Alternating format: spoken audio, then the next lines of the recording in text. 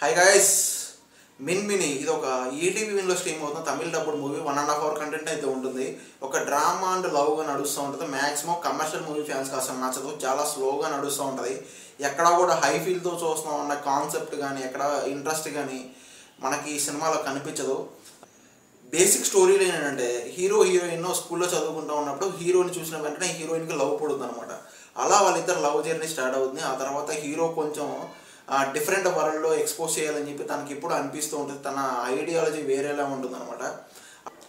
అలా వాళ్ళిద్దరూ ఒక సటన్ టైం తర్వాత వాళ్ళ ఒక జర్నీ స్టార్ట్ చేస్తారు ఊటీకి.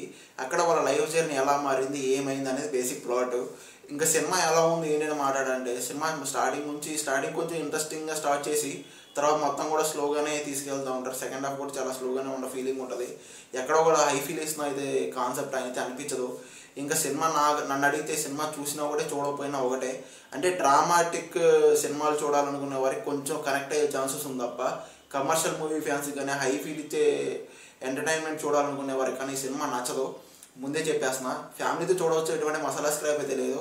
ఇంకా వీళ్ళ ఓవరాల్ పర్ఫార్మెన్స్ అయితే పర్లేదు, బాగానే ఉంది. యాక్టింగ్ వీళ్ళ హీరో కానీ హీరో కంటే హీరోయిన్ చాలా బాగా యాక్ట్ చేస్తూ ఉంటుంది. మనకి హీరోయిన్ చాలా బాగా కనెక్ట్ అవుతూ ఉంటుంది చెప్పాలంటే.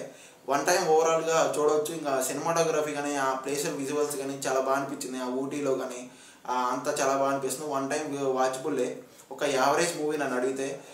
ఇంక ఈ మూవీకి నేను ఇచ్చే రేటింగ్ అయితే ఇక్కడ పక్కన ఇస్తాను, చూసేయండి. అలాగే మీరు మూవీ చూస్తుంటే మీకు ఎలా అనిపించింది, మీరు ఎంత రేటింగ్ ఇస్తారో కామెంట్ చేయండి. అలాగే నా రివ్యూ నచ్చితే ఒక లైక్, ఒక సబ్స్క్రైబ్ కొట్టేసేయండి ఫ్రెండ్స్.